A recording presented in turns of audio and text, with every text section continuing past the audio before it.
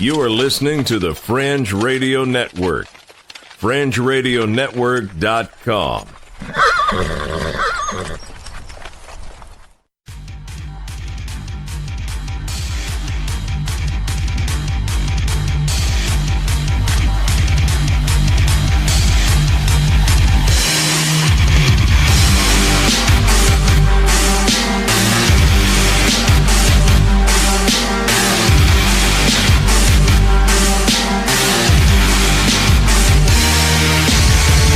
You're listening to Earth Oddity, a weekly odyssey into all the oddity planet Earth has to offer.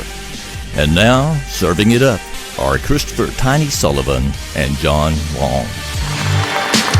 And thank you so much, everyone, for joining us for another episode of Earth Oddity. We thank you so much for joining us, whether you are trying to own the vegans by eating squirrel sushi in front of them, or you've been missing for 10 years in a grocery store. We thank you for joining us. Yes, thanks for tuning in. Yes, I am your host, Christopher Tiny Sullivan. With me, as always, is my deacon friend, John Long. How you doing?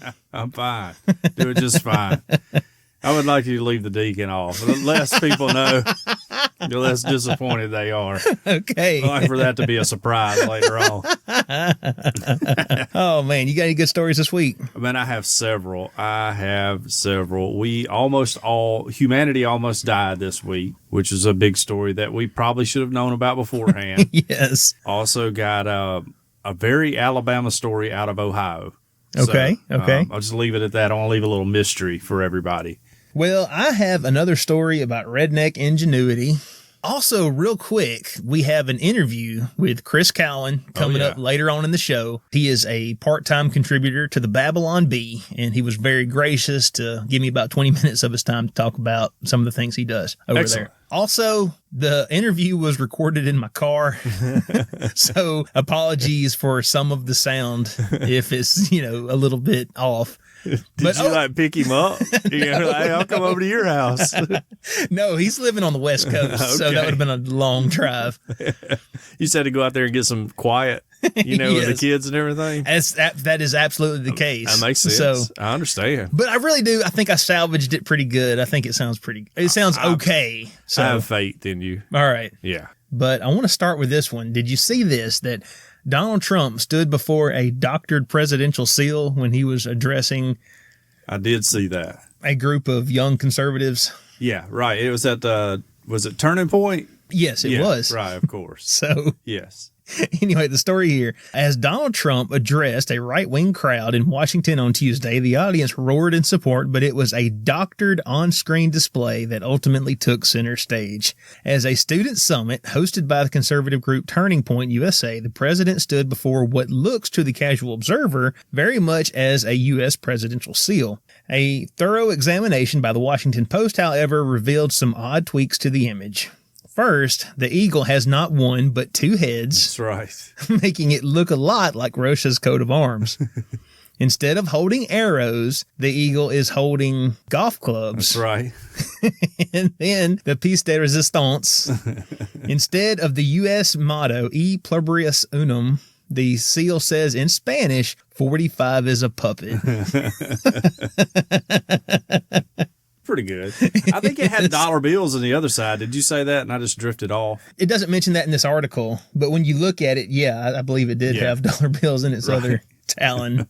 Yeah, its other talon. Eagles don't have hands. Yes. I don't know what I'm talking about. In other words, a proud presidential symbol was apparently reworked to shame Trump over two of the biggest targets of anti-Trump criticism, Russian involvement in the 2016 election and excessive golfing, and it was displayed behind the president for all to see. How this happened was initially a mystery on Wednesday. The Post spoke to a White House representative who said officials had not yet seen the image in advance. A spokesperson for Turning Point USA, meanwhile, told the paper he was stumped as to the origins of the image.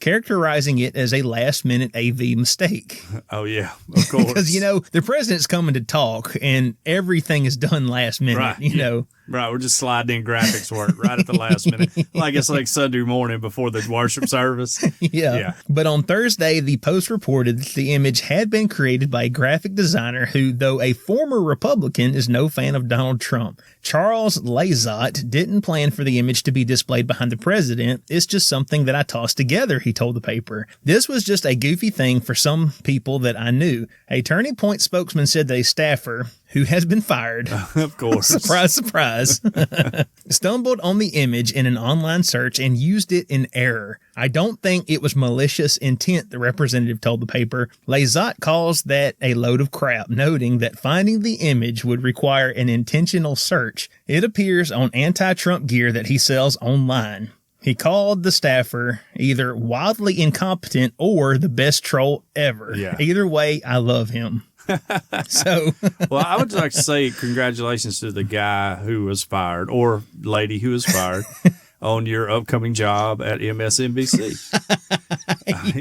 You've really parlayed this into a career move for you, so that's good. No. Yeah. I mean, how careless do you have to be? Right. I would assume. Now, I don't know. I've never been to anywhere that any president has spoken. True, yeah. I typically don't get invited to those type of events. They don't let people like me and you into those places. But I would just assume that if I was hosting the president, whether it's Trump, Obama, right, Clinton, Bush, whoever. Roosevelt, whoever.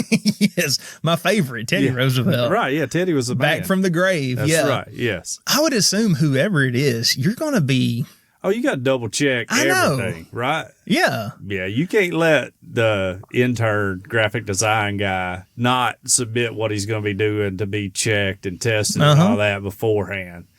I would just think that's standard operating procedure. And surely somebody at Turning Point's got to okay this, don't they? I mean, did they just look at the interns and say, all right, man, just do your best? Yeah, hey, get on up there. Yeah. I don't know, MAGA, whatever. So, man. Yeah, I don't know. I just would hate to get the stern talking to from Candace Owens that this person probably got because she just would light them up. But how about everybody in the crowd cheering, and not even noticing, I guess? No. Nobody going, hey, that Eagle's got golf clubs in his hand, And dollar bills. And they were overwhelmed with Trump. That's not Latin. That's Spanish. That's right. It says Trump is a puppet. Which I don't know that he's a puppet any more than any other politician we've had. Yeah, to be clear, to be clear, I don't think our president is a Russian puppet. I mean, I think that's pretty obvious to anyone who's really been paying attention. Yeah, well, I mean, they're going to keep driving it home until after the election's over with. So just get ready, everybody. Yeah, I think the problem is that he's not a puppet. Yeah, right. Because we've looked for like 3 years and we can't tag anything on him yet, And he's not an elite. Like, look, everyone's free to have their opinions about Donald Trump, but one thing I don't think we can argue about is while he may be in the billionaires club and running some elite socials, right? Well, yeah. Yeah, I'm sure in New York he ran in some elite social circles, but as far as politics goes, he is an outsider. Absolutely. And big time. I don't think a puppet would be yelling in all caps on his Twitter feed every day. No, not at all. Not at all. Yeah, I don't think he's a puppet either. And I really think, not to get off on the whole Russia investigation, but every presidency, no matter who it is, has some scandals come up. Right. Whether it's... and they're all bad. Yeah, they're all bad. I don't care who's in office. But what we've done for 3 years is only focus on one scandal that is every day looking more and more or less true, to any objective person. Right. And there's no telling what all has happened. He's probably cheated on his wife 4 or 5 times. He's gone golfing all the time. And all we're worried about is him being a Russian agent or whatever. Yeah. And which is probably one of the, we can all agree that that's pretty far-fetched, can't we? Yeah. That Trump is some kind of Russian Manchurian candidate. Yeah. Come on. Yeah. Well, I don't know. There's plenty of people who are defending Trump just like we just did, who believed Obama was like a Muslim sleeper cell. That's true. Yes. People throw objectivity out when it comes to politics. For some reason, I don't get it, but whatever. Well, it's team sports. It's true. It's all about my team. I'm red team or I'm blue team. Yeah. Okay, so Sucks for the young man or woman who got fired, but at least he didn't get arrested like our next person here, because it's not a political crime yet to make fun of a politician, even while you're using the backdrop that he's standing in front of him to do. But this guy here from out in Arkansas got arrested. The headline reads, "Campers arrested with LSD-laced dog biscuits in Arkansas." And the guy's mugshot looks exactly like someone that would be peddling LSD-laced dog biscuits. It's from Hot Springs, Arkansas. I've been there before. A 25-year-old Louisiana man has been arrested in western Arkansas after he was allegedly found with psychedelic mushrooms, LSD-laced dog biscuits, and a variety of other drugs. Now, I'm unaware of what music festival was going around in the Hot Springs, area, but apparently he was on his way. The Sentinel Record reports Quincy Edward Bourdreau of Monroe, Louisiana, was arrested on multiple felony counts late Friday night at a state park about 70 miles west of Little Rock. 2 other men were arrested on misdemeanor drug counts. Online court records show Bourdreau pleaded not guilty. A probable cause affidavit says park rangers found the men sitting at a picnic table after detecting marijuana odors. Oh, no. Of course. This is CBD oil, I'm sure. The rangers also found a jar containing suspected marijuana, a baggie with mushrooms Bourdreau allegedly identified as psychedelic mushrooms, and aluminum foil packs that contained halves of dog biscuits that tested positive for LSD. That's all the information we have. But they said his dog was in a really good mood. I was about to say, when you're lacing dog biscuits with LSD, are you trying to slip those past the cops and then you're eating the dog biscuits, or are you just trying to get your dog high? Yeah, right. I have no. This may be a new fad of dosing dog biscuits. I've seen sweet tarts and sugar cubes, and of course your standard stamps and all that. I don't know about dog biscuits. I've eaten dog biscuits before, and they taste like a really bad Triscuit.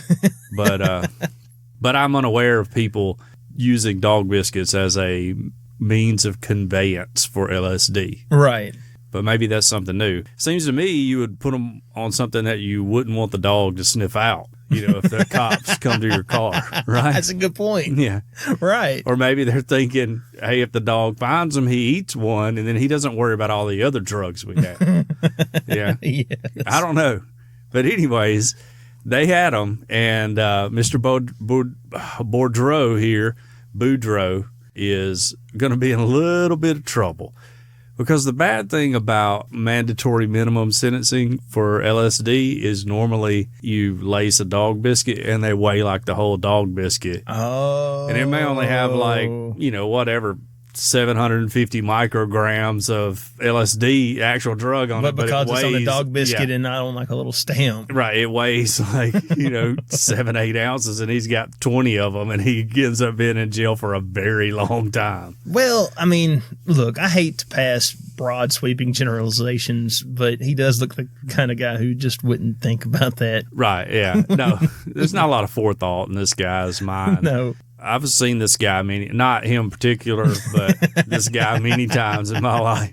Yes. I've had dealings with men like this before, and I'm sorry that he got arrested, but you also probably shouldn't be trafficking drugs. No.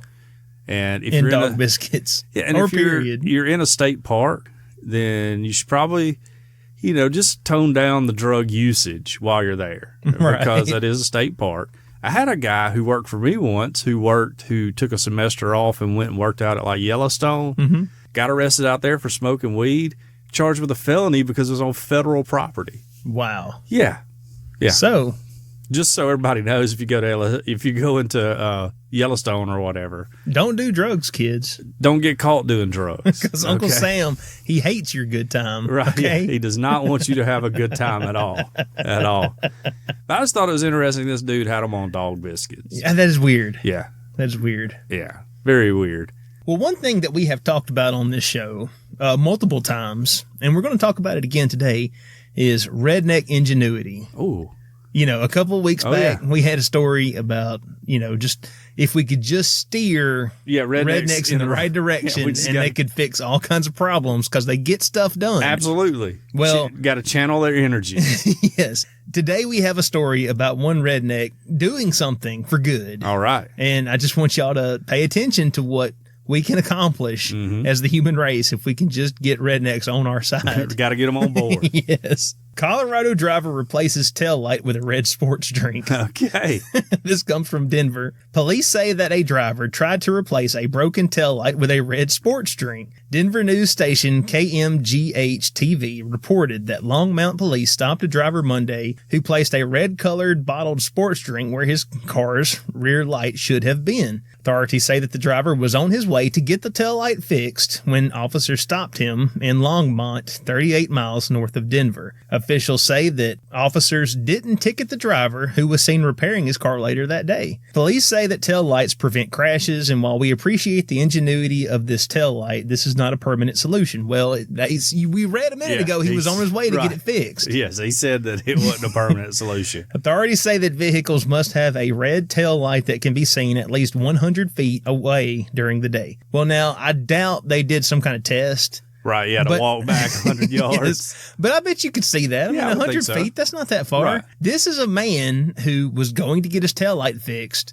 but in the meantime was like, I have to follow the law. Right. So I'm going to take this red sports drink and I'm going to, fix it up to where it operates as a taillight. Dude was brilliant. Yeah. I was told by a redneck one time who had a red T-shirt stretched over his taillight that it didn't matter what was there as long as you could see red, when it lit up. Yes. That's a true From 100 story. feet away. Yeah, I guess I didn't know the 100 feet away, but that's a true story. In the daytime. He had a red T-shirt stretched over his thing. He took the frame that was around it and cut it out and stuck it in there. And that's what he was driving around with. So I say this guy is a genius. Solid citizen. Yeah. Really. He could have drove around without a taillight and caused people to have accidents. And then he would have got a ticket. Exactly. He was thinking about his other humans. Yeah. So way to go, Redneck. Awesome. Redneck of the week. Yes. Maybe that should be a segment for us. We applaud you, sir. That's right. You have won the Earth Oddity Podcast Redneck of the Week Award. You will be awarded 1 can of Natural Light and a Slim Jim and a pack of Marlboro Unfiltered Reds or whatever. Yes. I don't know. But yeah, he was trying to avoid danger, which is good. Right. Now, let me tell you about somebody who almost got us all killed. Okay. This comes from the usnews.com. A large asteroid just misses Earth. And this happened just a few days ago. Okay. This article's from the 26th. We're recording this on the 28th. So, it's funny you say that because I didn't see this in the news. Well, your asteroid was almost dead. All right. Man. All of our asteroids are almost dead. You can kiss your asteroid goodbye. Exactly. The asteroid named 2019 OK. Oh, that is menacing. came within 45,000 miles of Earth, which is really close. I was about to say, when you think of how big space is. Yeah. And how far away is the moon? Let me Google that real quick. The moon is 230,000 miles away. I don't know. Double check me. Siri, how far away is the moon? Here's what I found. Oh, just tell me. Let's see. I hate when it populates a bunch of web pages. Thank you. Thanks for nothing, Siri. I bet Google would know. Okay, the moon is 238,900 miles away. Oh, boom. So, I'm pretty much an astronaut, Yes. amateur astronaut. I don't want to brag. and how far away was the asteroid? 45,000 miles. So That's closer to incredibly us, close. Right, than the moon, right? If Buzz Aldrin was trying to get to the asteroid, it would not have been nowhere near as long a trip. Right. A large asteroid flew between Earth and the moon this week in a very close encounter. A 328 feet wide asteroid named 2019 OK is the largest to get this close to the Earth this year. I would like to know. How often does this happen? Exactly. That's just this year. Now I'm getting scared. It came within 45,000 miles of the planet, soaring at a speed of nearly 55,000 miles per hour. Golly. Yeah. That would be like the Earth getting shot. Oh, yeah. You yeah. know? That would create the Gulf of Mexico somewhere. Right. You know? Astronomers only started watching the asteroid a few days ago. The Brazilian Soneir survey tracked down the space rock on Wednesday, and the ASAS-SN, that sounds bad, the ASAS-SN telescope network detected it shortly after, just hours before it came whizzing by Earth. An asteroid hundreds of feet wide may sound large, but compared to most other objects in space is quite small. Well, yeah, but it's going super fast. Yeah, Jupiter's not trying to hit us, you know? That's true. Right? Yeah. We miss the object because we miss most objects in this size range. Well, I would like to adjust the settings on these things, okay? Amy Manzier, principal investigator of DOI's Asteroid Hunting Space Telescope, told Gizmodo. The Earth is also mostly uninhabited. Now, I've heard we're overpopulated, you know? I hear a lot of overpopulation talk. Read that sentence again. The Earth is also mostly uninhabited. Okay. Yeah. I mean, I know we're like 70% water, so I'm sure that's what it means. So sometimes meteors land without anyone seeing or reporting the events. When a meteor exploded over the Bering Sea in 2018, creating the second largest recorded fireball in 3 decades, it went practically unnoticed for months. So take comfort in that. Yes. Congress has directed NASA to detect and track 90% of near-Earth objects that are 460 feet or larger. There are estimated to be 25,000 such objects. Alarming. Wow. Alarming. And the space agency has only cataloged 1/3 of them so far. Great. So it sounds like Earth is pretty much just doing a Neo dodge. Yeah, like all these basically. bullets flying around him. Basically. I wish I could tell you these events are exceptionally unique, said Jim Bernstein, who's the NASA administrator for the International Academy of Astronauts Planetary Defense Conference. Okay. That's a mighty mouthful of stuff. He said, but they are not. So in 2013, a meteor roughly 65 feet across entered the Earth's atmosphere over Russia, injuring more than 1,500 people and damaging more than 7,200 buildings. I remember that. I remember that because they were tracking another asteroid, talking about how close it was going to get and how and then this little everybody booger. Look up and on this night and see it. Yes. And then like the next day, this one slams into Russia. Right. A meteor event of that size is statistically supposed to happen once every 60 years. But Bernstein said such events have happened 3 times in the last 100 years. I would say their statistics are off on that. Right. So, anyways, we almost all died right now this past week, 2 days ago, really. None of us knew about it, which is actually kind of comforting, I think. Yes. Yeah.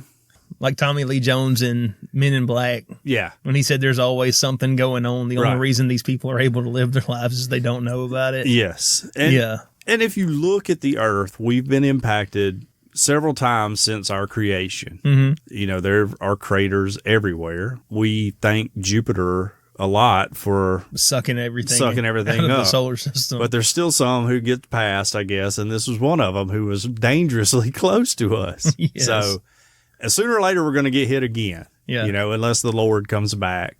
And so just be prepared. Not to mention that the Yellowstone supervolcano is, what was it, like a 1,000 and something years past due for an eruption? Yeah, that thing's going to just wreak havoc. So, and I would like... hold your loved ones close, people. Yeah. If this asteroid would have hit Earth and we didn't know about it until it hit us, you know, I would be so mad that I went to work, you know? Yes. You know, like, I want to know so I can just take off of work, okay? Right. Spend the day with my family or whatever. Yeah. But if I die driving back from like Thomasville, Alabama when the asteroid hits, I'm going to be so mad when I get to heaven. Or I'm up at 2 a.m. editing this podcast when I could just be playing video games. Yes, exactly. Yeah, it's not right. Not right. They need to track them all. You know, I know space is a big place, but let's get on it, guys, okay? Our next story is about a former model. He was unhappy with police about his mugshot, and he offered a more flattering selfie. Oh, okay. That's nice. A male model wanted by police was so unhappy with his mugshot that he offered a more flattering selfie to help with the appeal. Nice. Stephen Murphy, 33, who has compared his looks to David Beckham, is wanted by police in Lincolnshire for failing to turn up to court. But why male models? Officers issued a mugshot to track him down, but Mr. Murphy, who previously won the title of Mr. Boston, was apparently unhappy with the snap. After the Lincolnshire Reporter wrote about the police appeal, Murphy posted a new picture of himself under the story and criticized the paper and the police for sharing, quote, the worst picture of me. Uploading his own photo of himself, he wrote, and if you get my name right and don't put the worst picture of me on when I've been up for 3 days in Boston cop shop, you might be able to find me. Post this. It's better for you. Well, he's saying the reason no one knows where I'm at is because I used a bad picture. They used a bad picture. Okay. Murphy, also known as Junior V. Murphy. Oh, Junior. Junior V was summoned to Boston Magistrates Court on July 9th for causing criminal damage in the town on May 8th. However, he failed to show up, so is now wanted by police. The runaway model has mocked the Lincolnshire force on his own Facebook page, writing about them. I run this town, not this you. Is not a good plan on his part, you know? Look, the cops, I mean... They work 24/7. Eventually... shift work. Somebody's always looking for you. Usually, they're going to win. Yeah. But when they do... If you've been heckling them this whole time, it's going to be bad. Yeah, they're going to be like, oh, he tripped and fell down a flight of stairs. Yes. He won't be a model no more. No, they'll bust that nose up real good, you know? He says, I will say when I come in, I run this town, not you, he wrote on Facebook, his Facebook status, which was accompanied by a topless photo of himself with $20 pound notes on his chest. Okay. This morning, he seemed to be enjoying his increased notoriety, writing on his profile, looks like I have speeded it up, LOL. I might be careful. They might put a most wanted post out for a speeding ticket. Good. I hate this guy already. You know, he's such I a started douche. out like not being that bad. You know, like, oh, this is kind of funny. But now I've hated in the course of you reading this story, I hate him. This guy's a douchebag. That's right. Yeah, I want him to get hurt. But why male models? Lincolnshire Police Chief Inspector Jim Trafford told The Standard, we are aware of some social media posts from a person claiming to be the wanted man, Stephen Murphy. I would urge anyone who knows of Mr. Murphy's whereabouts to inform us as soon as possible, as he has failed to appear at Boston Magistrates Court on July 9th to answer charges of criminal damage. Failure to appear at court is a serious offense. Should Mr. Murphy himself wish to come forward and attend the Boston Police Station, we will be more than happy to speak to him. Anyone who has seen Stephen Murphy or knows of his whereabouts is asked to contact Lincolnshire Police on 101, quoting incident number 332 of May the 2nd. So, okay. There's a runaway model out there, and he is telling the police that he runs the town and he'll come in when he feels like it. And yeah, he's going to get a billy club to the face, you know? Yes. I mean, that's just natural. And I won't even be mad, you know? I'll just be like, good. That's what you get. Yeah. And don't play with fire, you won't get burnt. You know? That's true. Just leave the cops alone. Yeah, honestly, if you're running from the law, I think taking to your social media is a pretty bad plan. It's a terrible plan. Yeah, let's keep a low profile. You know, I mean, if you're running from police, the first thing you need to do is ditch your phone. Yeah, right. Exactly. You know, that's like number one thing. Yeah. Now, understand that this is a speeding, or he says it's just for a speeding ticket. Right. I don't know what it's for. But, I mean, if you're trying to get away from the police, and maybe I shouldn't be telling criminals what to do, but no, it's fine. First thing you do is ditch the phone. Yeah. I'm usually pro-criminal if it's nonviolent stuff, you know? Yes. I mean, we're supposed to be for freedom and all that. We're not hurting anybody. It's okay, right? Yeah. So I'm cool with that. But, this dude needs to learn a lesson. He needs to learn his lesson. Yeah, right. He needs to get pulled over by the Alabama State Troopers and just have them beat him up. Because it'll help him be a better criminal in the future. That's right. Yes, exactly. Well, let's move on to Ohio. Okay. This story is a little old, but it just came across my desktop this week. So the headline is Ohio woman discovers that her husband was her father. What? What? Oh, yeah. Okay. Her husband was her father, which that's normal in Alabama, but I don't know about Ohio. Well, I'm trying to think about the was, because can you ever, past tense be someone's father? If he was her father, that means he's her father now, true. right? Well, maybe he passed away or something. Let me read the article, because I only skim the headlines really until we actually do the show. And that may be shocking for people listening to know. An Ohio woman is finally speaking out about the pain she suffered after discovering that the man she married also fathered her. Yikes. Valerie Spruill of Doylestown learned of her husband's identity 6 years after he passed away, thanks to an uncle who eventually came forward with the truth. Where were you at, Uncle?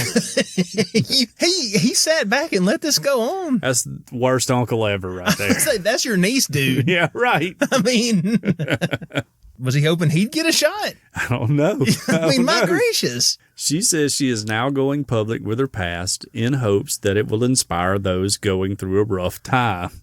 Okay. So, other words, no matter how bad things are, it could be worse. Daddy. Right. You didn't unknowingly marry your daddy. Yeah. I want this to be more of an inspirational story, the 60-year-old told the newspaper. If I've come through this, anyone can come through anything through the help of the Lord. Very true. Very true. Valerie's mother and father, whose name's Percy, by the way, first started seeing each other when he was 15. It remains unclear how many children they had together, though Valerie said she is aware of 6 brothers. Valerie's grandmother began taking care of her when she was 3 months old, but it wasn't until age 9 that Valerie discovered the first of many secrets her family had kept from her. She learned that the man she believed was her father was actually her grandfather, and she realized that a woman who said she was a family friend was actually her mother. Oh my, this is all kinds of messed up. Yeah, it's real big messed up. How is this not a Lifetime movie?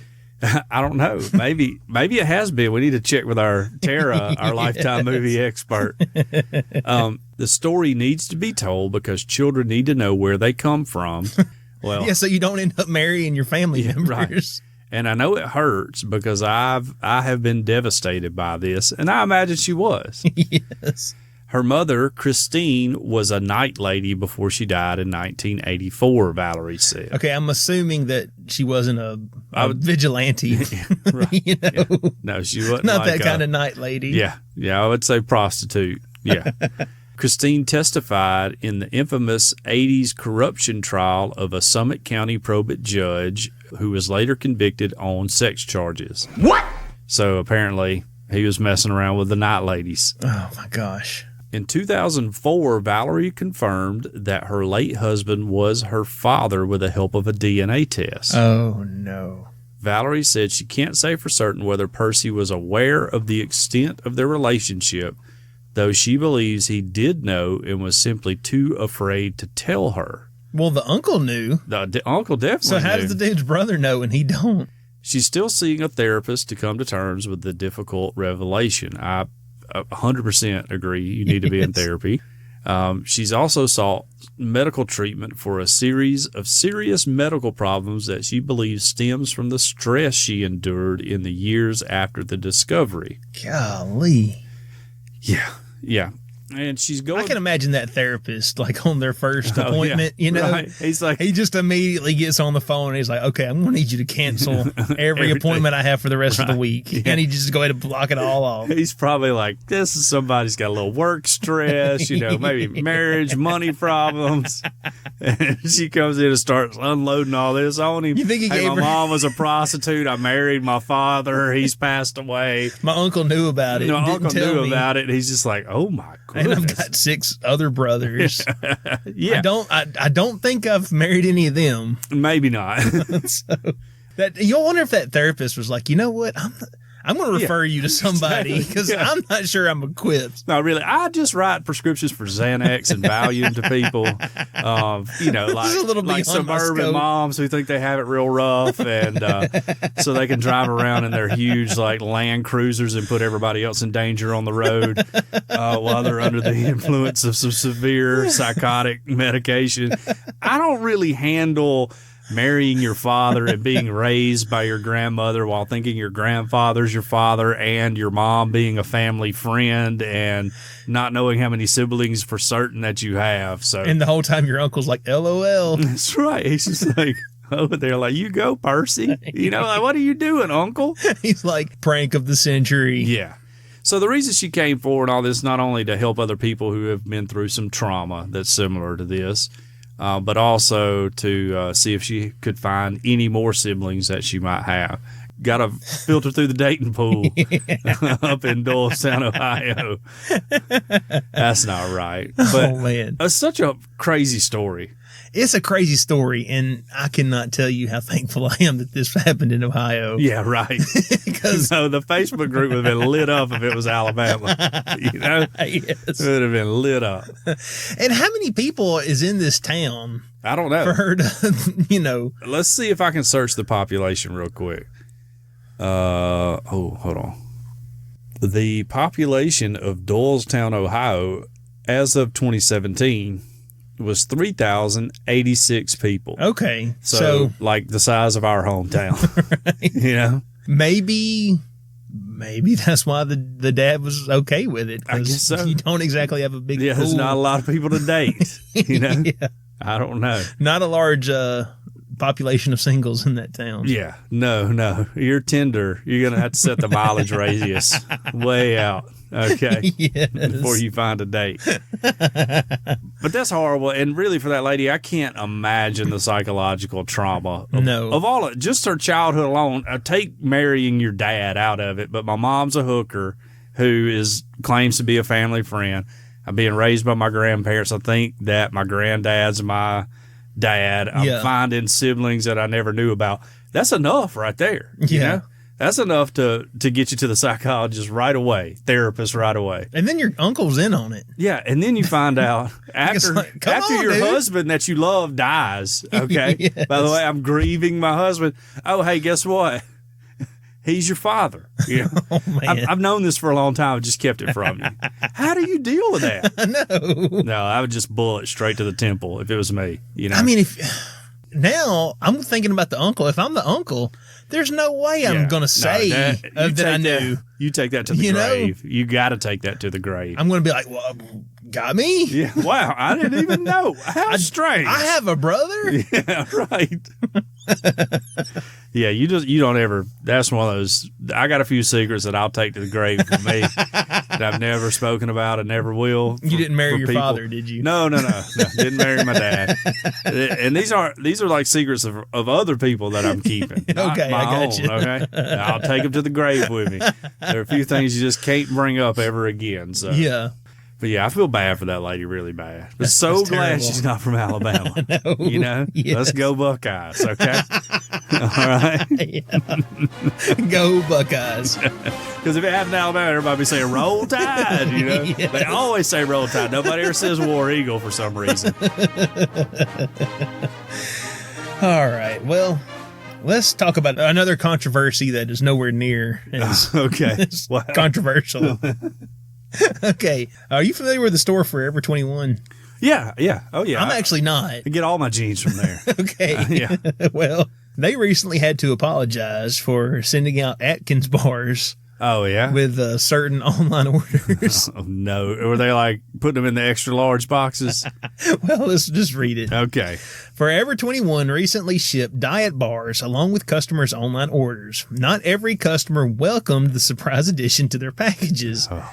Many people on social media called Forever 21's diet bar shipments offensive and, quote, fat phobic. Oh, fat phobic. Have you heard? That's a new one for me. Have you heard that before? No, well, I know. Because I'm just telling you now, from here on out, anyone who says anything mean to me, You know what I mean? I'm going to accuse them of being fat phobic. Yes. Yeah, same. Totally. A number of people on social media said that they received the bars along with orders of plus-sized clothing. Oh, yeah, there we go. You got to hit your target market, right? Like, you ain't sending diet bars to the skinny people. Well, Atkins markets the bars as low-carb snacks for weight loss. Quote, bought a swimsuit online from Forever 21 and they sent me an Atkins bar along with it, Twitter user Kalia Guerrero wrote. Thank you for reminding me that I don't have a beach-ready bod. Forever 21 said, you're welcome. Yeah, right. When you get it ready, order a bathing suit. You know, get a 2-piece instead of a 1-piece. Forever 21 in a statement said that it sent the free diet bar samples with all orders and with all sizes. Okay. From time to time, Forever 21 surprises our customers with free test products from third parties in their e-commerce orders, the company said. The freebie items in question were included in all online orders across all sizes and categories for a limited time and have since been removed.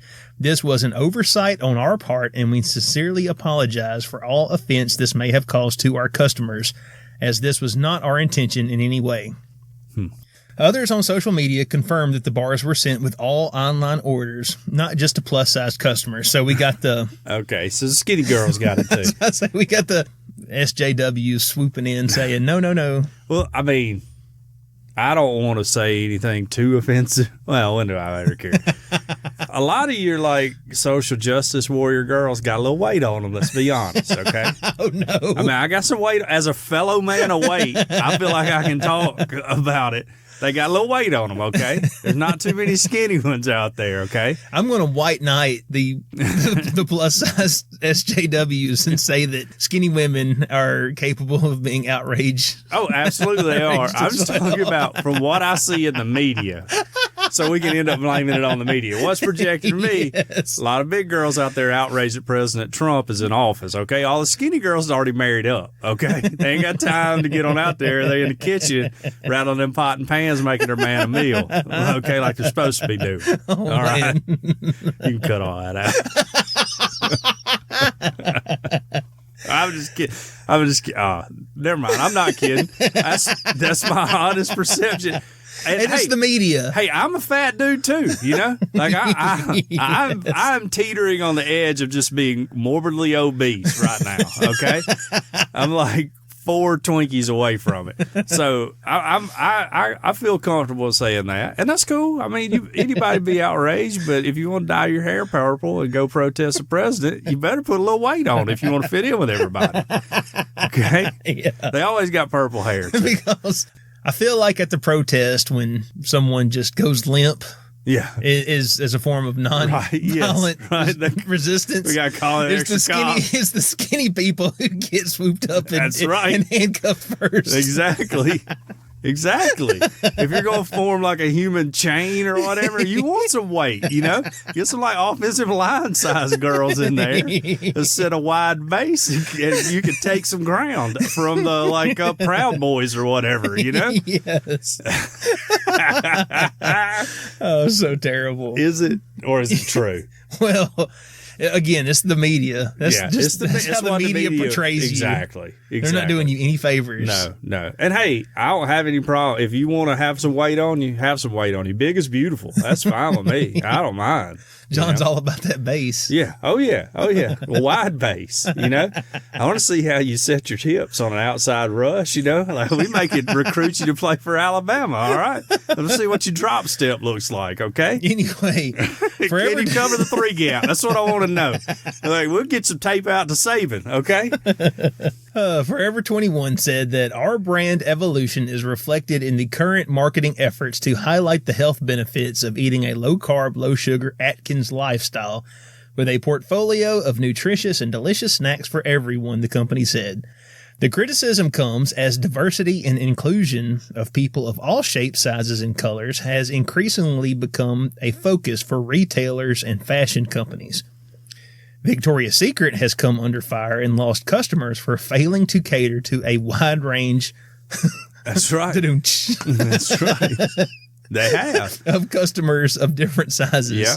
Hey, and Sports Illustrated started putting big girls in the bikini issue, too, in the swimsuit issue. Okay. Just so everybody knows. I didn't know that. I typically don't. You don't check it out? I don't get it. I need to know what's up with women's swimwear for the summer. You know, I have a wife and may want to buy her a swimsuit. This is clearly research purposes. But anyway, others like Walmart and Target, they've expanded their size options through investments in plus-size labels. I'm shocked that Walmart would stop big girl clothes as opposed to Victoria's Secret. I am totally shocked.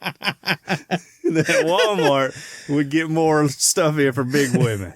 Alienating plus-size customers could also mean missing out on a huge market opportunity. Again, Okay, true. huge market opportunity. That's right. It's an industry analysis estimate to be worth about $21 billion. Yeah. So, Oh, yeah. But you don't want to exclude the fat people because America's getting fatter. Anyways, I'm sorry, big girls. I want to be very clear that I have nothing against yes. big women. All right. Now, my Right. wife's not a big woman. She's petite. She probably weighs maybe 10 pounds more than she did when we started dating or something. She's not a big woman. But I don't have anything against big women, and I don't have anything against big women who don't like the president either. Okay, yeah, that was fine. I'll join you in some protest, depending on the issue. I was about to say, there are definitely certain things that Yeah. I don't like about our president, but I also try to keep in mind that, no one's perfect. No. I don't think there's ever been a president who didn't have detractors, at least at some point, No, half the country hates whoever the president is. That's It's true. that's just the nature of the beast.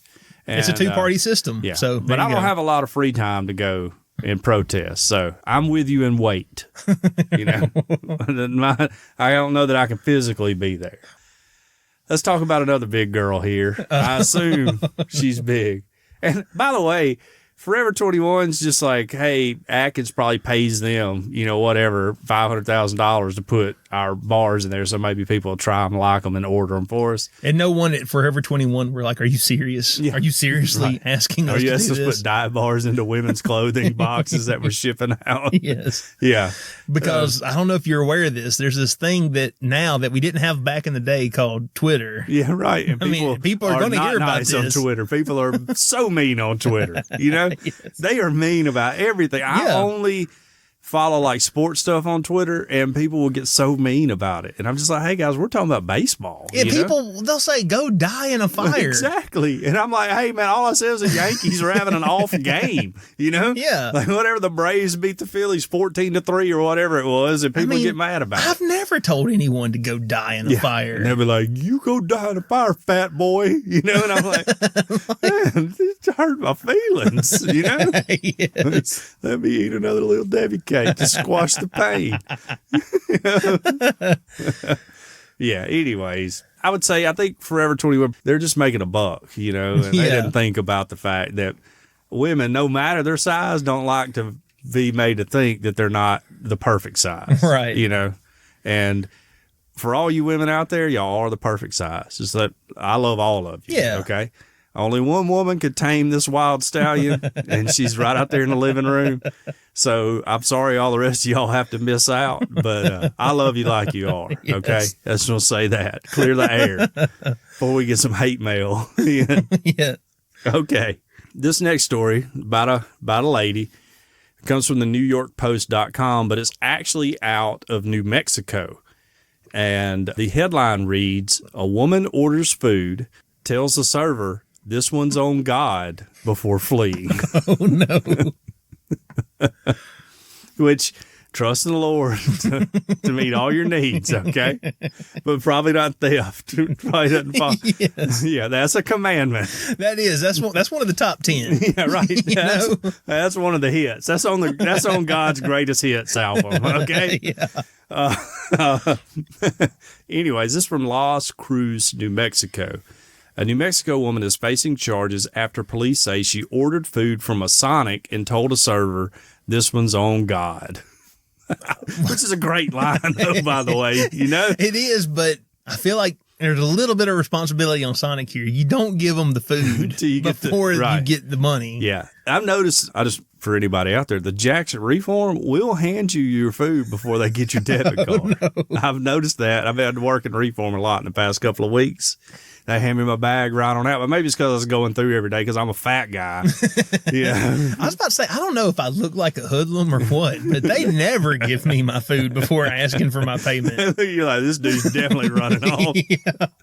Which, I mean, He's driving an old Buick. Anyone who knows me would be like, well, if he's running off, he's not going to get far, Okay. So 30-year-old Delia Hernandez was arrested Monday in a felony robbery case. Oh, no. Police say Hernandez rode her bicycle to a Sonic in Las Cruz and ordered a meal. When the server asked for payment, she allegedly told him, "This one's on God." And then pedaled away. They say the server told her that's not how this works, but gave her the meal after she came toward him. So she like threatened him, apparently. Oh, no. Or you think she just like rolled her bicycle toward him, you know, with her feet on the ground? She's like menacingly ringing that bell. Police later found Hernandez in a nearby park. It's not known if Hernandez has an attorney who could comment on allegations. I would say probably not. Real She doesn't have quick. one on retainer. How old is Hernandez? 30. She's 30. Okay. 30 years old. I was picturing like a 14-year-old girl, you know? Authorities say her charges may be reduced. I would like for her not to get a felony for stealing a little bit of food. know. Okay. Especially since the server said he gave her the food, you know? Yeah, yeah. But yeah, I mean, that's all the story says. But I just like the line that this one's on God. I'm going to use that. You know, Yes. this is when they pass the offering plate by. I'm just gonna take a little out. This one's on God. This is on God. I have a similar story, and this is only tangentially related, but Okay. part of me wants to get it off my chest. Okay. This happened Thursday, okay? I was going to see my dad because he fell. You're right. And he busted his nose. He's in the hospital. He had low blood pressure. Long story. But anyway, the day before, I'd been trying to get this Blue Yeti microphone, which is a USB microphone just for when I, do live streams, which I don't live stream, but occasionally I'll Google Hangout somebody or whatever. And I wanted to have a good microphone for that. It would just make it easier because for some reason the sound is terrible when I try to use the digital recorder as a USB interface. It just don't sound right when I do it.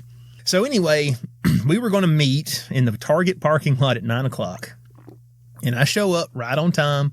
I've got $50 cash in my pocket that I stopped by the bank, before I went there. And the guy said he was in a Honda, and I'm just sitting there, and all of a sudden this old beat up Honda, the radiator, in the front of the car because like the grill's going or whatever. Yeah. Pulls up beside me, and this dude rolls down his window, and I look at him and I'm like, "Hey man, so you got my microphone?"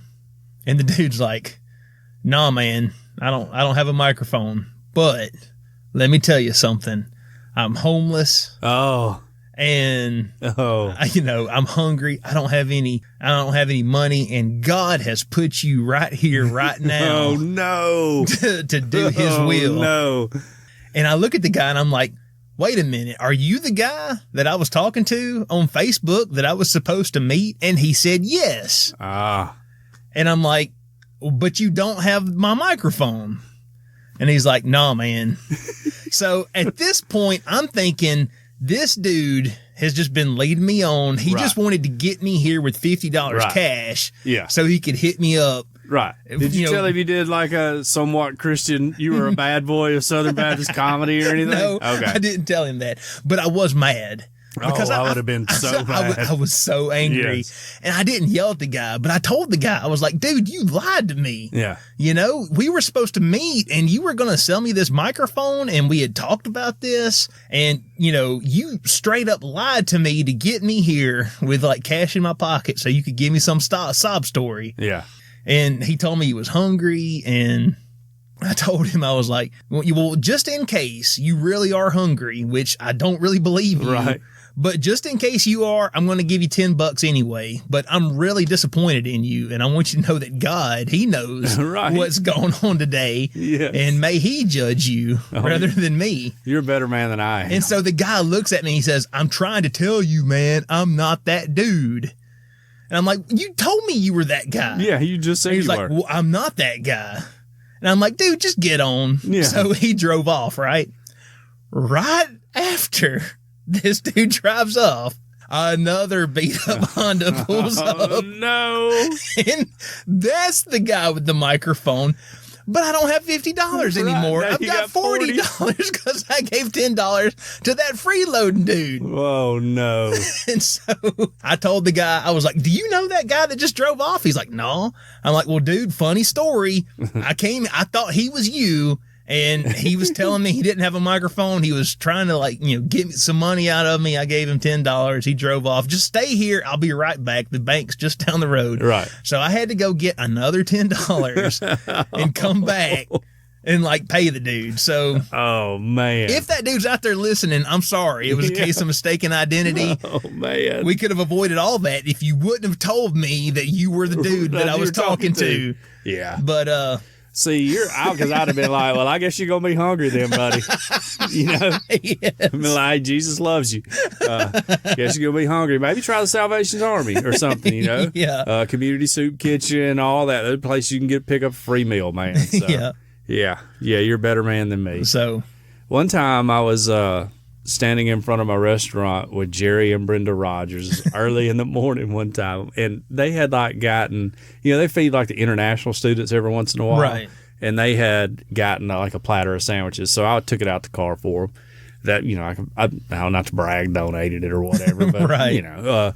So standing out there, and this truck pulls up, and this lady's hanging out the window with a cigarette out of her mouth. She's like, hey, y'all got any money? I got to go to court in Greensboro. Of course. That's another thing that dude told me. He's like, I don't have any gas in my car. Right, I don't know where I'm going to stay. I'm trying to get custody of my child. And I just burst out laughing in her face, no. And Jerry and Brenda says, two of the sweetest people in the world, because I've been downtown with these people for so long. I know all their stories, Yeah. And she got a pack of cigarettes. I burst out laughing in her face. I was like, if you knock off on them cigarettes, you'd have some money to get to Greensboro, And then Jerry just pulls out $10 out of his wallet. I was like, here you go. Jesus loves you and all that. And I was like, hey, wait a minute, make me look real bad, Brother Jerry. Appreciate that, Yeah. So I've been there. Yeah. I've been there. Well, that dude, he did get $10 out of me. Okay. But I also was very short with him. Yeah. Oh, yeah. Because I thought he was the microphone you thought guy. he was pulling one on you. I thought he was pulling one on me. I would have thought so, because he admitted that he was talking to you. He told me he was the dude I'd been talking to. I guess now I'm assuming he told me that just trying to think that if I say I'm that guy, he'll think that we're friends or something. Right. I don't know what he was thinking. Yeah. Maybe he just misunderstood me. I don't know. Man. But that sounds like a Terry story. There's this dude that used to hang out downtown. Mm-hmm. His name was Terry. He got everybody in downtown for $20 at some point in time with his sob story. I mean, he got all of us, and he would forget that he got us and come back a couple years later and try to get again. But I always remember, dude, you owe me $20, Yes. When I'm in Kmart, back when Kmart was open one day on a Sunday afternoon, and I'm looking to get a belt because my belt broke because I'm turning fatter, all the time. And I'm walking up and down the aisle, and all of a sudden, boom, he comes on the other aisle. He's like, how you doing, man? And I didn't immediately recognize him because he had a goatee for a while, and he shaved it off. Right. And I was like, I'm doing fine. I was just trying to find a belt before I got to get back to church. He's like, oh, so you a Christian man? I was like, yes, sir. And he gave me and this. He's probably thinking, boy, Christians, they're easy to get. Oh, yeah, I know. And we are. We fall for it all the time. He started in on a sob story. Same sob story he told me 10 years earlier and has told me a few other times. And I sat there and listened to all of it. When he finished, I was like, Terry, you owe me $20, man. I've already given you money. And he just turned around and walked away. No shame. No shame at all. No shame. The guy who worked with me one time gave him money. And then, he came in and gave him money. Well, Brad also bounced down at a bar, and he'd walk down to that used to be a BP station on the strip. I don't know what it is now. Yeah. It's a Shell station or something. And he saw Terry hitting people up for money, so he started hollering, "Don't give that guy money!" Oh no! So Terry followed. That guy's him. like, "Dude, you're ruining my business." Right. So Terry followed him, and the BP was mad at him. Ended up pushing Brad. Well, Brad just tackled him. Oh, no. And, they got in a fight in the BP store. Oh, gosh. And then they had to sit on the curb and wait for the cops to come because the owner, of course, Yes. called the cops. And Brad's like, man, Terry, I'm going to jail because of you. You still owe me money and all that. But, of course, Brad knew the BP guy because he went in there all the time to get cigarettes or whatever. Yeah.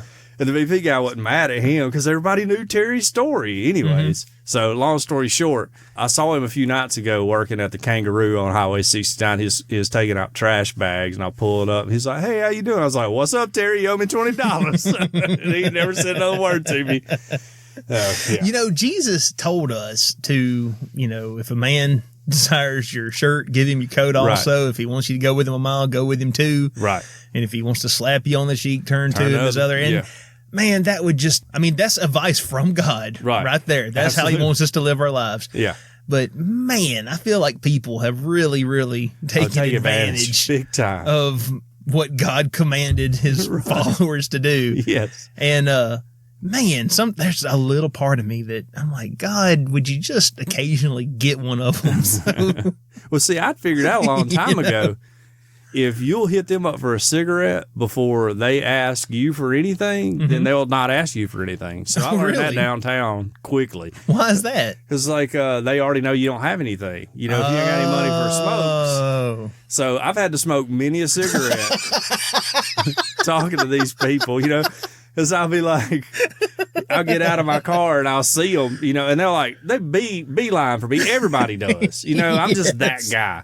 Beeline. And when they get about, you know, where they can hear my voice, I'll be like, hey man, you got a cigarette I can borrow? And a few of them will like whip out a cigarette pack, hand it to me.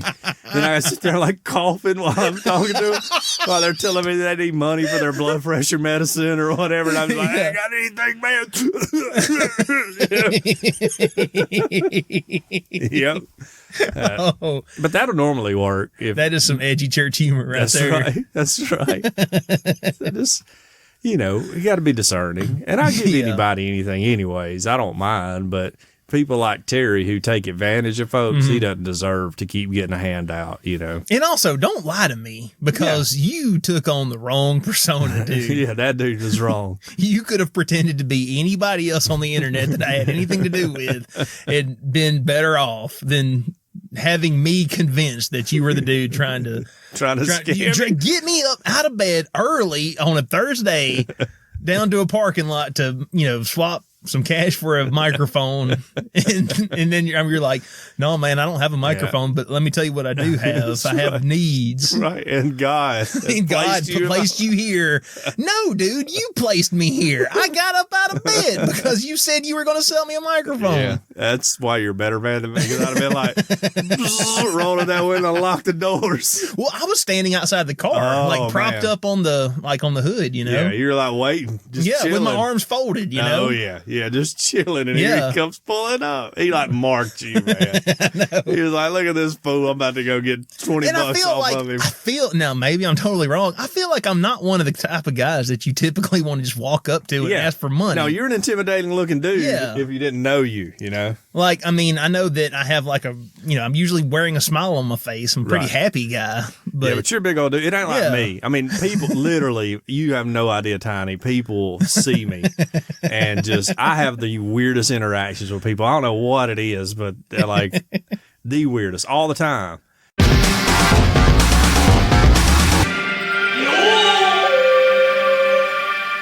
We want to thank our sponsor, world famous Cajun Curl Bayou Blended Spice, for their support and also for never asking us for any money.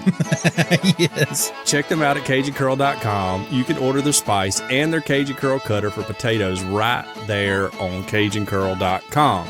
It was created in the Elm Bayou in Evangeline Parish, Louisiana. It's a seasoning that goes on everything. If you like cooking or eating, this is a spice for you. Cajun Curl Bayou Blended Spice goes well with chicken, beef, pork, potatoes, and anything else you can think of putting it on. The spiral potato cutter is absolutely amazing. It's easy to use, easy to clean, and it will allow you to make your own chips using the Cajun Curl spice. If you're meeting a man in a parking lot to buy a microphone and you want a really amazing, whip up a batch of your own homemade potato chips with the Cajun Curl spice and give them to him. Give them to the dude who comes up who wants money. Save your actual money. I'll do you one better. To purchase your microphone. That's right. On their website, CajunCurl.com, you can not only order the original Bayou Blended Spice and the chip cutter there, but you can find recipes that will blow your mind. You can locate your nearest retailer there or order your own. If your local grocer doesn't carry world famous Cajun Curl Bayou Blended Spice, ask them to start stocking it. Here locally, it's available at Piggly Wiggly, Mark's Mart, those are both in Northport, and Vowels on Skyline Boulevard, and South's Finest Meats, the original carrier, local carrier. All of their products are made in the USA, so not only do you enjoy the taste of Cajun Curl, but you also feel extremely patriotic while you enjoy your meal. It's all natural, low salt, and it has a little kick, but it doesn't burn your lips. World famous Cajun Curl Bayou Blended Spice. Taste the spice, but not the heat. Visit them at CajunCurl.com, make your order there, and use the promo code EOP10. That's EOP and the number 10 to get a 10% discount. Because we ask that you use the spice, but we don't ask you pay full price. Absolutely. All right. For community news this week, I have a special treat for everybody. All right. And I'm assuming that most everybody in our audience has heard of them, but just in case you haven't, there's this thing called the Babylon Bee. Mm-hmm. One of my favorites. It is a hilarious satire site. Yes. And they poke fun in, a very loving way at politics, but also Christianity. Right. Like evangelicals, right. Because it's run by a couple, preachers' kids. Yeah. And it's hilarious. It's very funny. And you are a top fan. I just am. want to point that out. Not to brag, but on Facebook, I'm a top fan. Tiny is one of their top fans. Yes. Well regarded in the Babylon Bee circle. Well, I've actually been trying to get an interview with them for a while. Okay. And while Kyle Mann has so far not responded to my emails, I was able to, through a mutual friend on Facebook, get hooked up with a guy named Chris Cowan. Okay. Who occasionally contributes articles. Okay. And so he was very gracious with his time to give us a short little 20-minute interview, and we're going to play that for y'all right now. Amen.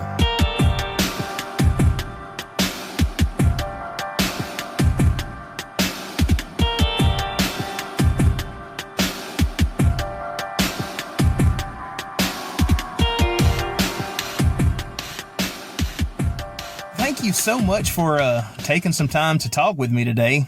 Absolutely, yeah. I guess I should give you somewhat of an introduction. You're actually my first interview, so Sweet. Joining us today is a former pop marker and writer for the Babylon Bee, Chris Cowan. How you doing? Doing fantastic. Thanks for having me on your show. Yeah, man. So I don't want this interview to be just a praise fest, but I do feel like I should say that me and my co-host John are huge fans of the Babylon Bee. And when's the first time you heard about it? Well, that's fine, because I'm a huge fan of the Babylon Bee, too. I first heard about it whenever it came out, which I don't know when that was now, but because I was following the man who created it is Adam Ford, and he also, before he did the Babylon Bee, he was doing some comics that you can find at adam4d.com, and they're kind of Christian commentary type comics and very simple cartoons that kind of present either a theological or political argument or something like that. And so I was kind of a fan of some of the stuff he'd done already, and then when he announced the Babylon Bee, I immediately started paying attention to that, because right off the bat they were doing stuff that as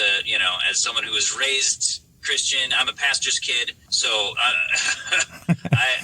found a lot of the commentary on churches and the worship leader with skinny jeans and all that kind of stuff. Yes. Very relatable, and it was refreshing to have a version of the Onion that was more relatable to Christians. Yeah, absolutely. I really think it filled a void, because I'm a Christian and I know that Christians do some really funny stuff. And it was very refreshing to see someone lightheartedly poking jest at some of the strange things we do. So when did you first get hooked up and actually begin to write for them? Just like a couple months ago. Oh, wow. So this has been recent. Yeah, no, I'm pretty green still. Okay. So a friend of mine he's the creative director, I think is his title right now for Babylon Bee. Uh-huh. And he's another one of those people who I've always loved what he does, because I don't know if you're familiar with Axe Comp. It was a viral webcomic. Yes, I am. Okay, so he created that. You're talking about, is his name Ethan Nicole? Yes. Yes, okay. Yeah. So Ethan Nicole, he created Axe Cop with his younger brother, which is just a fantastic, ridiculous webcomic that it was, all the story was from the mind of a 5-year-old, and then Ethan, as an adult and experienced comic artist was drawing it very like professionally. And it's just the most entertaining thing anyway. So I was following Ethan from that, and then I kind of connected with him, and he had his own satire website that was called the Bearmageddon News Network, which was satire but with bears. Well, I haven't read it, but I've seen his book for sale, Bears Want to Kill You. Yeah, I need to pick it up. Yeah, I definitely recommend that. 'Cause it's amazing. And the amount of care he put into it, and just like how much laughing I was doing within the first few sentences, it was incredible to me. So definitely Bears Want to Kill You by Ethan Nicolle. I highly recommend that. But so anyway, so I pitched a few satire, just kind of, not even satire necessarily, just like ridiculous ideas for his Bears satire website. Right. One of those, it had to do with Bear Grylls, who's like the man versus wild guy, yes, getting eaten by a bear. I'm butchering it, but it was hilarious at the time. Trust me. But so anyway, so I wrote that and pitched some other ideas to him for that website, and then just within the last year, I think he started writing for the Babylon Bee and started doing a lot of their photoshops and that kind of thing. And then a couple months ago, he invited me to pitch some ideas, and so I pitched some ideas for the Babylon Bee. And they used some of those ideas, and then I started writing as well, and so I've been doing that for a little bit now. That is really, really cool. I saw recently, now, was this your article, the Bernie Sanders raises minimum wage for his staffers to $700 an hour? Yeah. But yeah. He's the sole campaign staffer. Yeah, it was Bernie Sanders raises staff pay to $700 an hour by laying off everyone who isn't Bernie Sanders. Bravo. That was a funny one. That was a good one. Of course, that was a satire of the whole controversy going on right now, where he's all like fighting for $15 minimum wage, and a lot of his staff are apparently only making $13. So, and his real world solution to that is, well, rather than pay them what they're asking, I'll just lower their hours so that they're getting paid the same but working fewer hours, so that it counts as $15 an hour. So this is just kind of poking fun at that whole thing. Yes, imagine politicians having double standards. I know, it's crazy, right? I mean, who would have thought? Crazy. Who would have thought? Yeah. I think you're right when you said about it. It fills a void, absolutely. Absolutely. Because obviously it fills a kind of Christian void, of course. Of we have to have a Christian version of everything, right? We got to have a Christian version of rock and roll. Got to have Christian version of rap, and then this kind of fills that niche for Christian satire. But it actually, I'm not saying this because I'm a contributing writer. I'm saying this because I love the Bee, and I'm surrounded by geniuses there, and it's actually really good satire. It's really good. It's not like you go and see a Christian movie and maybe you can kind of tell they didn't necessarily have all the budget or talent that a regular movie would have. But Babylon Bee, it fills a niche for, I feel like, the Christian market, but also just for the conservative market, because I feel like there's all the late night hosts and all the, the Onion and stuff. Everybody's really good at covering the liberal take right in front of the conservatives. But I love that Babylon Bee is kind of brings a little bit of balance to that. Absolutely, because, I mean, I would imagine, me and my co-host talk about this. There's a lot of issues, and it's not always clearly one side or the other. Like, if you're a Christian, it's hard to go 100% red team or 100% blue team, because they kind of both, on various issues, have... What am I trying to say? Political points that a Christian would be, I guess, more prone to adopt as their own. Are you trying to say that, not all Christians are, straight ticket Republicans? I don't get it. That is true. That is true. But, no, I mean, and it's cool. They're cool with poking fun at conservatives, too. There's plenty of, obviously, Trump jokes, but that's, yes. That can be a little low-hanging fruit. But, I was about to say, Trump, he gets enough from the mainstream media. But, yeah, I definitely see that. I mean, the Babylon Bee had one satirical article where they said that King David came out and would appreciate it if people would quit comparing him to Donald Trump. Yes. That was good. Which it was hilarious to me, because I have heard my Sunday school teacher make that exact comparison before in Sunday school. So it is hilarious. Sunday school. you gotta start those kids early on becoming the good Republicans. It's your duty. Yep. So we all kind of know what satire is, but is there a definition? Like, can you define satire? There's a dictionary definition, of course, but Right. It comes down to, I've found for a long time that humor can be one of the best ways to kind of shine a light on something and kind of expose some kind of nugget of truth. Because oftentimes what satire does is it takes like an idea or a position someone has. Yes. And then all you're doing is kind of like maybe stretching that a little bit just to kind of show how absurd it really is. Right. And it tends to be like, it's something that honestly is kind of absurd on its own. Satire kind of stretches it a little, just enough to kind of shine that light on it, I think. Yeah. And that's kind of what it is to me. And it's just ridiculous. It's like, it's humor, but I find that like a lot of truth can come from humor. Like even Daily Show, even though like, I totally disagree with Jon Stewart on tons of stuff, and Trevor Noah, don't get me started. But, but I still think, like, and especially Jon Stewart was really good at using satire to shine a light on something that really is ridiculous on its own, but you're just kind of, hey,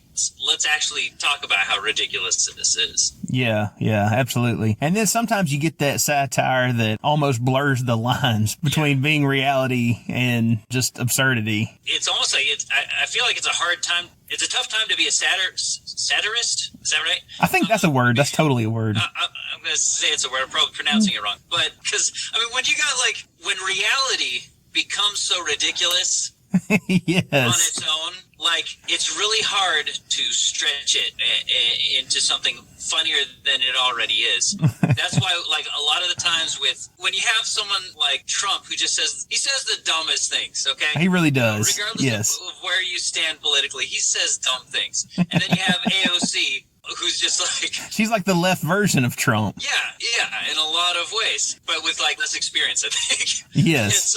And so they're both like, when you have like such ridiculous clowns kind of ruling the world, it's like, well, how am I supposed to make fun of this? Like, it's already absurd, how do you make fun of that? And yes. So honestly, there's a couple people on Babylon Bee who I think are like specialists when it comes to how to make fun of Trump in a way that hasn't been done a million times, in a way that isn't just the same old Trump's stupid, right. or whatever. And same with AOC. There's sometimes it's almost like I think you have to kind of, instead of just make fun of the person, you kind of got to think like a situation comedy and be like, okay, we've got this character who's dumb. Let's put them in a zany situation. Or something, yeah. Right. Which oftentimes they do on their own, and then you just kind of exaggerate that. So, yeah. I may be way outside my area of expertise here, but it seems like I remember there was a debate tactic from years and years and years and years ago that the Greeks used called reduction ad absurdum, where you basically just take someone's viewpoint and you show that if you carry it out to its logical conclusion, it's absurd. I definitely see a lot of that in satire today. I thought that was a Harry Potter command or something. You might be right. It might have been a Greek debate tactic. I try not to dabble in the dark arts anymore. We tried to find out who was going to win the college football playoff last year by reading asparagus sticks, and our team lost. So, wow. Yeah, all those Old Testament commandments, they're there for a reason, man. There are a lot of terrible arguments being made all the time. Yes. And a lot of them are just, if really can be isolated down to, like, what is the base assumption going on here that is creating this terrible idea? And if you can often, reduce it to, okay, this is really absurd. You follow it to its logical conclusion, and you can show how absurd it is. And that's, I think, satire is one of the ways you can do that. So let me ask you this. How'd you get into podcasting? Back, when Steve Jobs announced podcasting with GarageBand. Oh, wow. So that you're going old school. Yeah, I started in 2006. And, wow. Back when we were both in diapers. And and I just basically on MySpace. See, that's how dated. That's how limited. Wait, what's that? Really go back. Who's space? What? Yeah, for the kids out there, it was like somewhere between like VHS tapes and Kesha. Somewhere in So, but yeah, so I put a shout out on MySpace. Hey, who wants to do a podcast with me? And so a friend of mine and then a guy I barely knew, we both started podcasting. And then, from there it took many different forms and different co-hosts and stuff. Man, I love podcasting, and I haven't done it in a couple years now because life's been crazy, but I love podcasting. So welcome to podcasting. Yeah. Thank you so much. You're not that new though. You're like a year and a half. That's pretty solid. You've been going steady? We have. We've released an episode a week, and I think there was 1 week where we did a podcast, but my memory card wasn't formatted and we lost it. But other than that, we've been every single week back to January of 2018. So awesome, man. Yeah, that's cool. It's a lot of fun. And like I say, we're a very, very small podcast. We've got somewhere between 400 and 500, listeners a week, but, it's enough to keep me wanting to do it, Well, that's enough to start like a small, new religion. Or if you want to go real dark, you do the new Jonestown. There you go. Yes. Only we're going to give you legit Kool-Aid, none of this Flavor Aid bull crap. Well, you guys are Southern Baptists, right? So We are. You'll be doing the casseroles for sure. Yes. We had a review last week. He said that in his review, he said he likes the edgy church humor. And so we've kind of been dubbed the bad boys of Southern evangelical humor. If in the video game realm, we would probably be T for teen. That's nice. About where we're at, That's a good space to be in. And I feel like that's also a niche that I think the Christian demographic is looking for, because, we've had the kind of very safe pure flicks kind of yes content, for years. Where you never talk about sex, not even inside of marriage. You never talk about it. Right. Never mind, God created it. Exactly. And I get that, and that, there's a place for that called, the children's ministry or whatever, but I like kind of some of the shift I'm seeing within Christian culture where we're like, okay, we're lightening up a little bit and not being kind of so rigid and maybe a little legalistic about ooh, we can't talk about that. And it's like, well, have you read the Bible? Yeah. Have you seen the stuff they talk about in there? Because let me tell you, the Bible is not PG. Yes. It's at least PG-13, sometimes maybe even a hard R. So yeah. We were having a discussion in Sunday school one time about, thou shalt not kill. And I always like to point out it's thou shalt not murder. God, I don't know if you've read the Bible. God killed a lot of people. He killed one dude in Genesis for, quote, spilling his seed. So, I mean, come on. Right. Which is another topic for the junior hires. Yes. It's a different time, and I don't understand it now, and that'll probably be somewhere near the top of my list of questions when I get to heaven. So that's the thing with the Bible. There's always going to be some mystery. Yes, absolutely. That's okay. So, I know you said that you haven't been podcasting for a while. The Babylon Bee, does a podcast now. If anyone hasn't heard or doesn't know about it, I think they're on episode 6, and it's pretty. Have you listened to it? What do you think of it? Oh, yeah.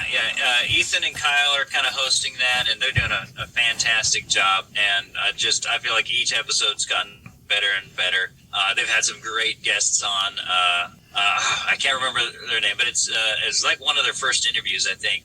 It's with this lady, and the questions are I love the questions that come up with, because it's hilarious. It's like, one of the questions is like, what do you think of feminism? Do you like it?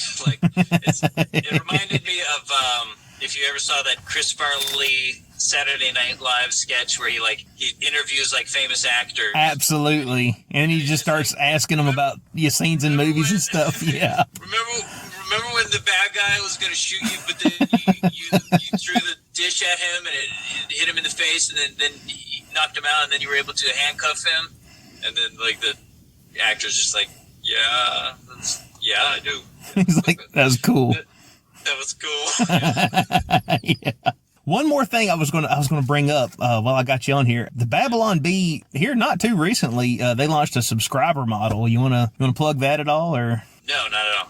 Okay. I can't. I have to give a full disclaimer though, because I'm not technically representative of the bee, or I'm not like an official staff member. I am Right. just a contributor, so I don't want to like pretend I'm speaking on behalf of them. But yeah, you can subscribe to the Bee as like, I forget what the term is. I think you probably just said it, but basically a paid subscriber, Right. And then you get kind of exclusive access to a few things. You pitch some of your headlines if you think you've got some good satire ideas, and kind of be part of a community basically where you can kind of constantly be pitching ideas. And then I think there's access to a few other perks. But bottom line is, if you like the Babylon Bee and want to see it continue, it's a great way to just kind of support the humor, support the talent, and support just the niche they're providing for probably the underserved Christian and conservative satire market. So awesome. but, yeah. I guess that's it. You got anything else you want to talk about, or?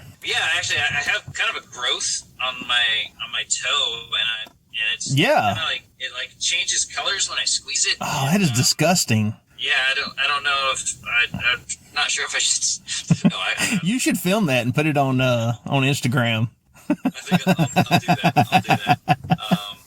Is this the part where I plug my stuff? Yeah, man. Let's talk about your stuff. I don't have much, but right now, it's a rare time for me, actually. I usually have something active. But I do have on Instagram an account that rarely gets updated called How to Do the Things. Okay. And if you're looking for a do-it-yourself kind of tutorial video thing on Instagram, but you're not sure how to do the things, well, go to How to Do the Things on Instagram, and I will show you how to do the things. Yeah, I actually started following you on Instagram. I'm guessing this is a different account from. Yeah, it's a different. Okay, different all right, account, yeah. Well, I like things, and I like to do things, and sometimes I don't know how to do the things, so I'll absolutely follow that. You would be my target demographic. Also, since I'm talking about the creative names I have for the stuff I do, sometimes I write songs on ukulele and guitar. Okay. I'm not a good musician at all, but if you want to check those out, just search for Some Songs I Wrote on Facebook. Okay. That's what it's called. It's a Facebook page called Some Songs I Wrote. You also do some voice stuff on Fiverr, don't you? I do, yes. And you can find that on Fiverr, that's with 2rs.com/Chris Cowan. Awesome. Well, I assume that we're best friends now, right? And like, I think so. Honestly, if I wasn't already married, I would invite you to my wedding and probably make you my best man. and I can just send you all the satirical headlines that pop into my head, and I'm sure you'll appreciate reading them all and probably use every single one of them, because every single one that I think of is genius, and that won't be annoying at all. Right, totally, definitely. I'll really looking forward to ignoring those. That'll be great. All right, man. Well, thank you so much, and I wish you well, and don't be a stranger, man. I enjoyed it. Thanks a lot. Thanks. Yeah, nice talking to you too.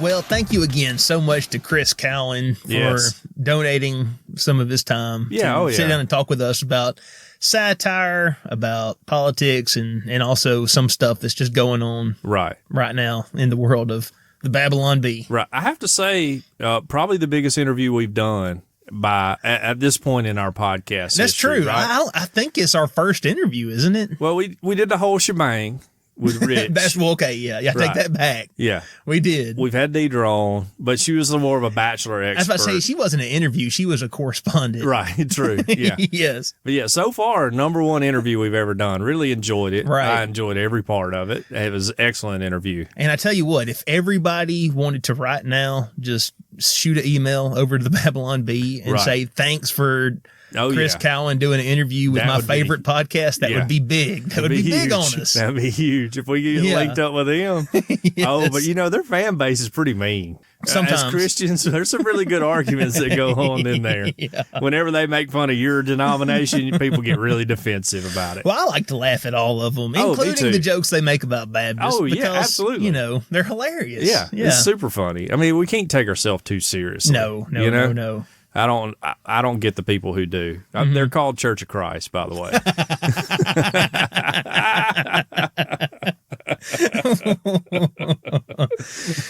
Well, anyway. You have been listening to Earth Oddity Podcast, and we thank you so much for listening to us, no matter where you get us, whether you get us on Apple Podcast, Google Podcast, CastBox, iHeartRadio, Spotify, we're on them all. Yep. If you would like to write into the show, you can reach us at earthoddity@planetmail.net. Mm-hmm. If you would like to tweet at us, we are @_earthoddity. Do you like pictures? Yes. Sometimes I like pictures. Sometimes we post pictures, and you can look at those That's right. _earthoddity on Instagram. Right. And if all of that fails, you can call and leave us a voicemail. That's right. What's that number, John? It's 662-493-2059. That is 662-493-2059. Please call. Yeah, please call. Yeah. Operators are standing by. They're standing by. Long distance charges may apply.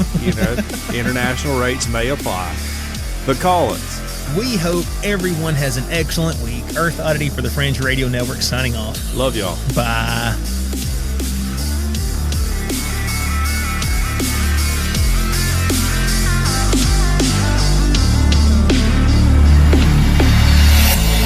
This has been a very odd production. Thanks for listening.